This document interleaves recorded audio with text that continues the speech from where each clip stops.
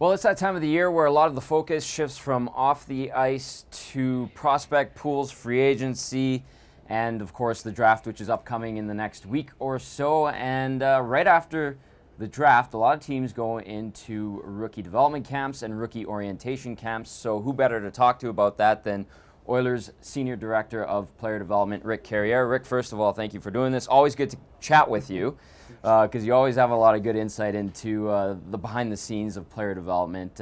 I guess this is a hectic time for a lot of families that are awaiting the draft and especially a lot of prospects. But from a team perspective around the league, guys are getting ready for camps.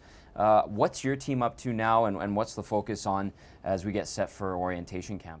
Well, it's interesting. You get the question all the time, like, what do you do now that the season's over? It's not over. And it never really is over. And there's always the next step in the process of restocking the shelves, basically. And what we're doing now is preparing for our development camp that we're going to host in Jasper again and go up there with our newly drafted players that we're going to pick here next week. And then some of the players that we drafted last year and the year before that, along with some good college free agents.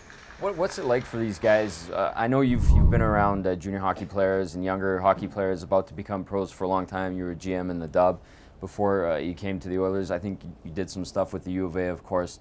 How do these guys take to this orientation camp instead of, I don't know, 15, 20 years ago, they would just go from being drafted to, hey, show up in September, be in shape, I guess?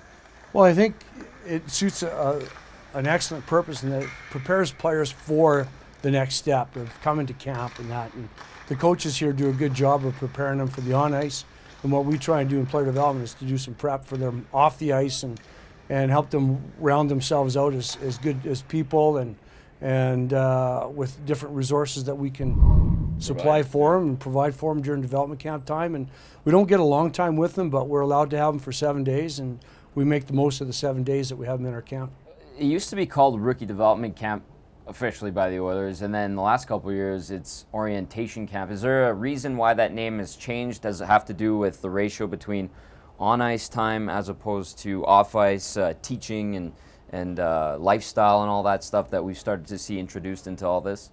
Yeah, a little bit. I think you want to orientate all your prospects into what it's going to take to be an Edmonton Oiler one day, and some of the culture that the Oilers have and trying to instill in everybody, and you want it to start as early as possible. So there's a lot of orientation that goes on, but there's a lot of on-ice development. So development, orientation, it works hand in hand together. Last year with Connor McDavid, there was a lot of focus on rookie camp. Obviously, it was in town. There was the Billy Moore's Cup was a big success, as it normally is wherever it may be played. This year, you guys moved back to Jasper. What are some of the pros and cons of being in town as opposed to taking camp on the road? Well, I think one of the things that we found when we went to Jasper, first of all, it's a great place to be in that time of the year, and they've been great hosts. So we wanted to go back there one more year before the new building opens up, and this was an opportunity for us to go back there.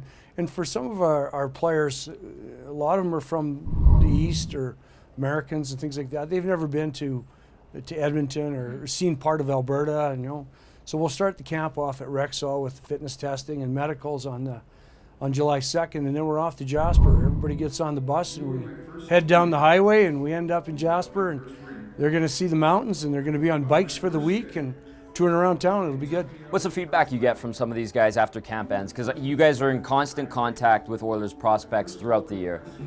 Well, it's interesting because they have we always bring back, there's always a year or two carryover from past years, and then there's all the new guys that come in. And I know when they found out we're going to Jasper, some of the guys that were there last year or 2 years ago were really excited again. So that bodes well for the camp there. But I think it's again just a great opportunity for some of the guys that have been in the program for a couple of years to share some of their things with the new players. Oh, anything in store this year at camp unique that might stand out? Because I remember a couple of years ago, Andrew Ferentz took the guys into the woods with I believe it was a U.S. Army Ranger, very nice guy, but intense.